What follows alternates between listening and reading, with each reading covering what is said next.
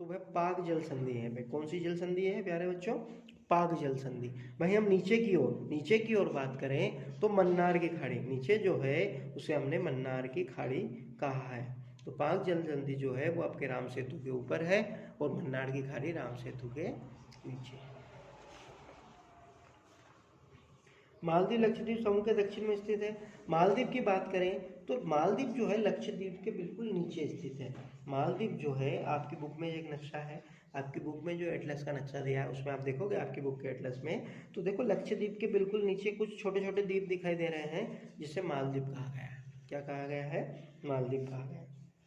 अपने पड़ोसी देशों के साथ भारत के भौगोलिक और ऐतिहासिक संबंध बहुत अच्छे रहे हैं। भारत के जो पड़ोसी देश हैं पाकिस्तान और चीन को छोड़कर सभी से हमारे भौगोलिक और ऐतिहासिक संबंध अच्छे रहे हैं। भौगोलिक संबंध तो इनसे भी अच्छे हैं, पर राजनीतिक संबंध हमारे 50 के बाद से खराब है। वैसे तो 1950 से पहले पाकिस्तान और बांग्लादेश भारत का ही अंग थे और 1950 से पहले तिब्बत भी भारत का ही अंग था, पर बाद में राजनीतिक और साम्राज्यवादी ताकतों के कारण ये हमारे से छिन गए।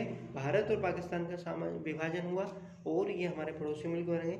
हालांकि पाकिस्तान और चीन से हमारे उतने अच्छे राजनीतिक संबंध नहीं है, न रह रहे हैं, लेकिन ऐतिहासिक रूप से देखा जाए तो भौगोलिक और बाकी संबंध अच्छे रहे हैं। अपनी एटलस में एशिया के मानचित्र में देखा कि भारत कैसे अलग दिखाई देता है। आपको मैंने अभी एटलस में दिखाया था कि भारत कैसे अलग दिखाई देता है।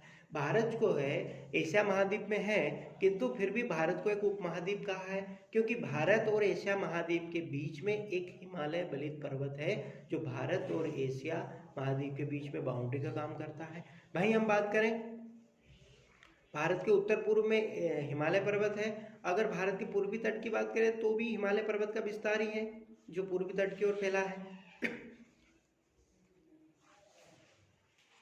चलो अब हम देखते हैं बात में क्या बोल रहा है। क्या आप जानते हैं स्कूल भुवन एक पोर्टल है जो देश के प्राकृतिक संसाधनों, पर्यावरण और सतत विकास में उनकी भूमिका के बारे में छात्रों के बीच जागरूकता लाने के लिए मानचित्र आधारित शिक्षा प्रदान करता है। यह एनसीईआरटी पाठ्यक्रम पर आधारित भुवन एनसीईआरटी इसरो की एक पहल है। आप माध्यमिक स्तर से संबंधित भारत के विभिन्न मानचित्रों को देख सकते हैं। प्यारे बच्चों, एक ऑनलाइन भुवन ऐप्स आता है जिसके थ्रू आप भारत के मानचित्र ऑनलाइन देख सकते हो। जैसे गूगल मैप के थ्रू आप कोई एड्रेस ढूंढते हो, ऐसे ही आप भुवन ऐप के थ्रू भारत के मैप से भारत के सारे मानचित्र को उस पर देख सकते हो और जानकारी प्राप्त कर सकते हो।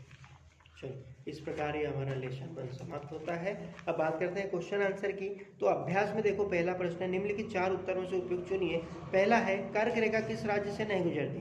प्यारे बच्चों, कर्क रेखा भारत के 8 राज्यों से गुजरती है, उसमें से राजस्थान, छत्तीसगढ़, त्रिपुरा सभी से गुजरती है, उड़ीसा से नहीं गुजरती। अच्छा, भारत के कौन से 8 राज्यों से गुजरती है? गुजरात, राजस्थान, मध्य प्रदेश, छत्तीसगढ़, झारखंड, पश्चिम बंगाल, त्रिपुरा और मिजोरम, इन 8 राज्यों से गुजरती है, उड़ीसा से नहीं गुजरती। दूसरा, भारत का सबसे पूर्वी देशांतर कौन सा है? तो भारत का सर्व पूर्वी देशांतर है 97/25। भारत का सर्व पूर्वी देशांतर है 97/25। अच्छा, भारत का सबसे पश्चिम देशांतर होगा 68 डिग्री, भाई 68 भारत का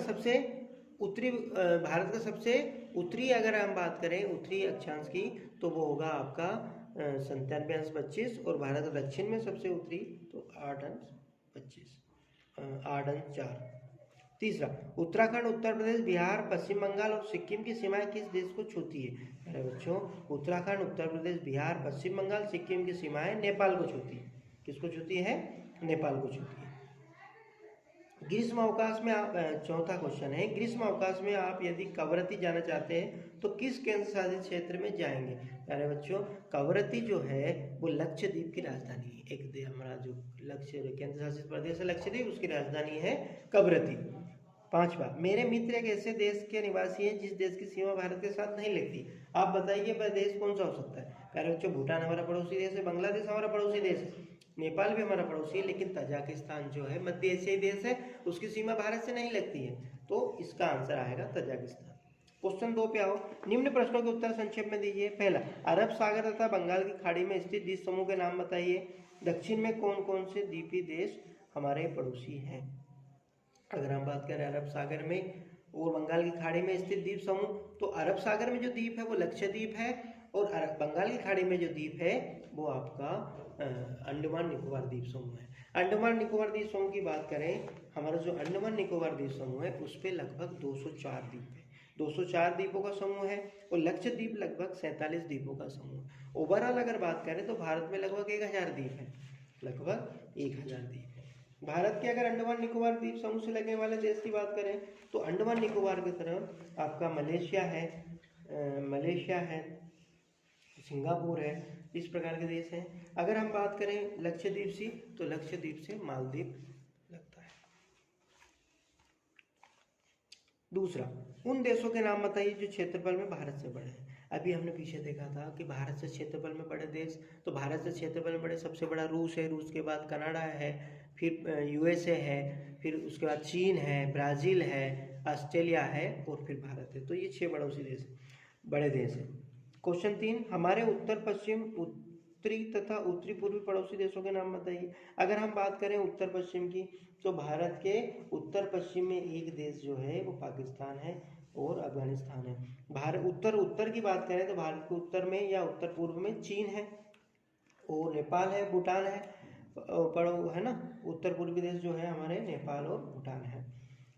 चौथा, भारत में किन किन राज्यों से कर्क रेखा गुजरती है, उनके नाम बताइए। प्यारे बच्चों, अभी मैंने आपको बताया भारत के 8 राज्यों से कर्क रेखा गुजरती है और उन 8 राज्यों में है गुजरात, राजस्थान, मध्य प्रदेश, छत्तीसगढ़, झारखंड, पश्चिम बंगाल, त्रिपुरा और मिजोरम। ये 8 राज्य जो है इनसे भारत में कर्क रेखा गुजरती है।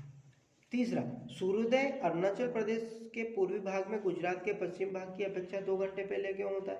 अरे बच्चों, मैंने बताया कि भारत की पूर्वी सीमा और पश्चिमी सीमा में लगभग 30 डिग्री का अंतर है और इस 30 डिग्री के अंतर के कारण ही दोनों के समय में 2 घंटे का अंतर है। चौथा, हिंद महासागर में भारत की केंद्र शासित स्थिति में इससे किस प्रकार लाभ प्राप्त हुआ।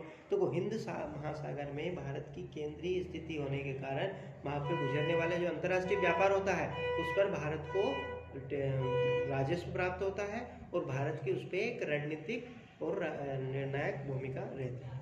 मानचित्र कौशल, अब आपको मानचित्र में कुछ एक्टिविटी है जो आपको मैप में करना है। जैसे अरब सागर, बंगाल की खाड़ी, द्वीप समूह, भारतीय उपमहाद्वीप किस देशों से मिलकर बनता है, कर्क रेखा कौन कौन से राज्यों से गुजरती है, भारतीय मुख्य भूभाग का दक्षिण शीर्ष बिंदु, भारत का सबसे उत्तरी अंशों में भारत के मुख्य भूभाग का दक्षिणी अक्षांश, भारत की सबसे पूर्वी पश्चिमी देशांतर, सबसे लंबी तट रेखा वाला राज्य। भारत की सबसे लंबी तट रेखा वाला राज्य गुजरात है। वैसे तो गुजरात की रेखा सबसे लंबी है। भारत और श्रीलंका को अलग करने वाली जनसंधि अभी हमने बताया, भारत श्रीलंका को मन्नार की खाड़ी भाग जनसंधि अलग करती है।